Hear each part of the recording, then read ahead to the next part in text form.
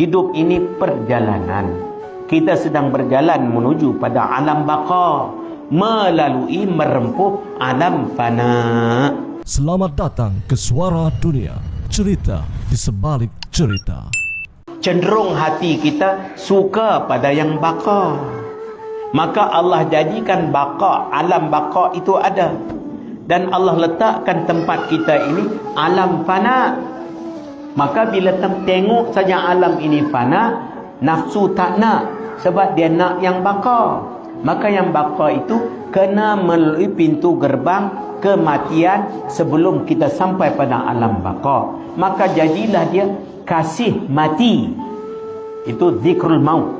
Sebab itu zikrul maut dipuji. Ingat mati. Mana ingat mati di sini bukanlah menyebabkan dia jadi gundah gelisah. Ingat-ingat mati duduk kurung dalam masjid, tak buat apa dah. Jangan. Orang ingat mati rajin berbuat ibadat, rajin khidmat masyarakat. Ini dia ingat mati duduk penjuru masjid. Ingat nak mati dah. Pegang tasbih tak tahu nak buat apa dah. Ini bukan ingat mati, ini takut mati. Kau ingat mati ke takut mati? Saya ingatkan ingat mati kepujian, Tuan Syekh. Memanglah ingat mati itu kepujian.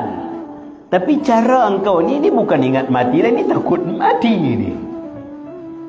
Itu kena awas, perhati, jaga, pelihara, kawal. Mungkin kita beramal, tapi dalam amal kita itu terlari sikit makna-makna amal. Sebab itu perlu pembimbing. Perlu guru yang membimbing kita. Dalam setiap detik saat keadaan, mesti ada orang membimbing kita. Supaya dengan bimbing itu, dapatlah kita periksa diri kita, hisab dan perhati diri kita, dan apa yang tak betul, kita betulkan. Terima kasih kerana menonton Suara Dunia. Jangan lupa untuk subscribe. Kita jumpa dalam cerita yang seterusnya.